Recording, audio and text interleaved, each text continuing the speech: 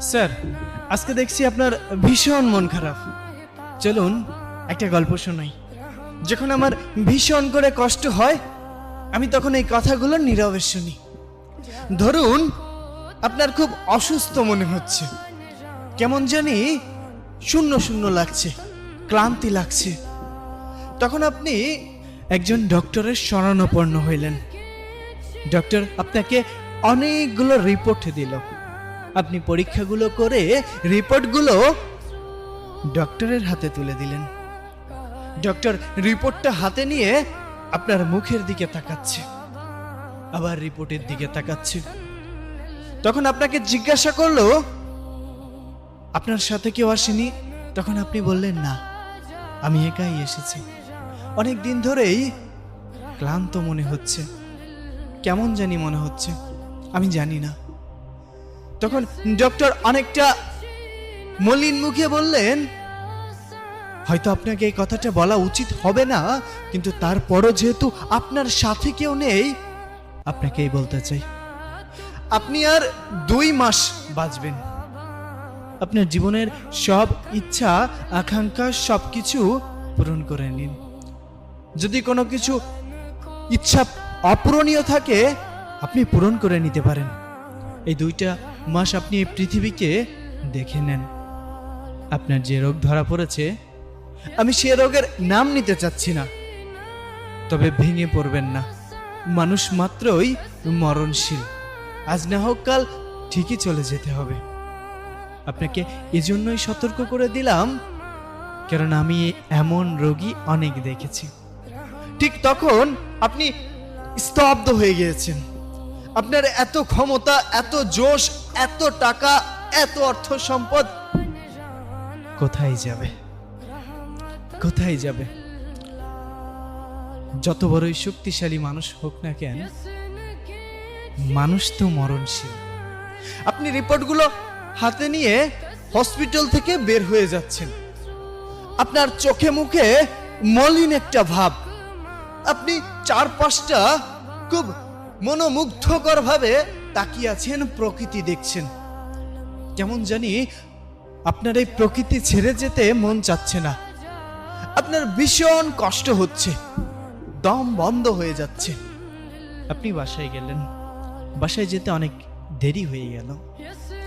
তখন প্রতিদিনের মতো আজও বাবা বলে উঠলো, "হ্যাঁ, দেখো তোমার গুণধর ছেলে এসেছে, নাও এখন হাত পা ধুয়ে খাবার দাও, খেয়ে আবার বের হোক।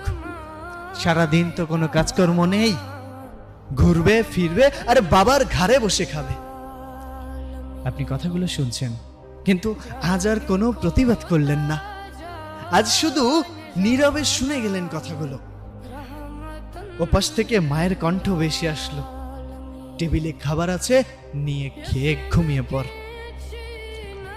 আমি কোনো কথা বললাম না, চুপচাপ টেবিলে গিয়ে খাইতে বসলে। কি মনে হবে? বারবার মনে হচ্ছে খাবার এক এক লোকমা যখন মুখে দিচ্ছেন, আপনার কাছে মনে হচ্ছে এটাই হয়তো শেষ মায়ের হাতের রান্না। আপনার খুব ভালোবাসা পেতে ইচ্ছা করছে। চোখের পানি খাবারের প্লেটে এসে পড়ছে। আপনার ঘটনা তো কেউ জানে না। হঠাৎ করেই আপনার কানে ভেসে উঠল প্রতিনিয়ত সেই আজানের ধ্বনি। আপনি খাবারটা শেষ করে দৌড়ে চলে গেলেন নামাজ পড়তে। নামাজ শেষ করে বাহিরে আসলেন। বাসায় এসে ঘুমিয়ে পড়লেন। সকালে ঘুম থেকে উঠে ফজরের নামাজ আদায় করে প্রকৃতির সৌন্দর্য উপভোগ করছেন।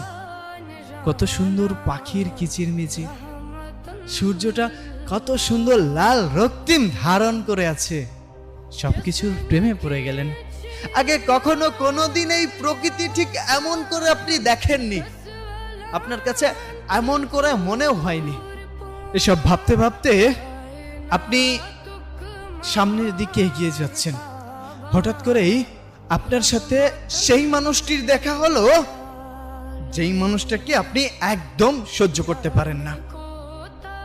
স্যার, একটু ভাবুন, তখন আপনার ইমোশনটা কেমন হবে? আপনি তার সাথে তর্ক বিতর্ক করার বদলে তাকে বুকে টেনে নিলেন। সে অবাক হয়ে গেল। কি হয়েছে? আপনি কান্না করে দিয়ে সামনের দিকে আগালেন। পথে ঘাটে যেখানে যার সাথে দেখা হচ্ছে আপনি সালাম প্রদান করছেন। আপনি হঠাৎ করেই দেখলেন রাস্তার পাশে একটা কুকুর শুয়ে আছে। আপনি দোকান থেকে একটা রুটি কিনে এনে নিজে হাতে ওই কুকুরটিকে খাওয়াচ্ছেন। অথচ এভাবে কখনোই আপনি প্রকৃতির প্রেমে পড়েননি। আপনি এই পৃথিবী, এই দুনিয়া, এই সৌন্দর্য ছেড়ে আপনি কোথাও যেতে চাচ্ছেন না, কিন্তু যেতে হবে। আপনি আস্তে আস্তে দুর্বল হয়ে পড়ছেন। আপনি আস্তে আস্তে মানসিকভাবে ভেঙে পড়ছেন শারীরিকভাবে। আপনার বাসা থেকে কিছুটা বুঝতে পারলো।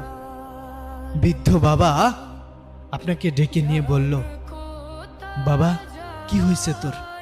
এখন আর আগের মতো তর্ক করিস না। যে খাবার নিয়ে সারা দিন অভিযোগ করতিস, এখন যে খাবার দেয়া হয় সেটাই চোখ বন্ধ করে খেয়ে নিস। কি হয়েছে তোর? তখন আপনি চিৎকার করে দু চোখের পানি ছেড়ে দিয়ে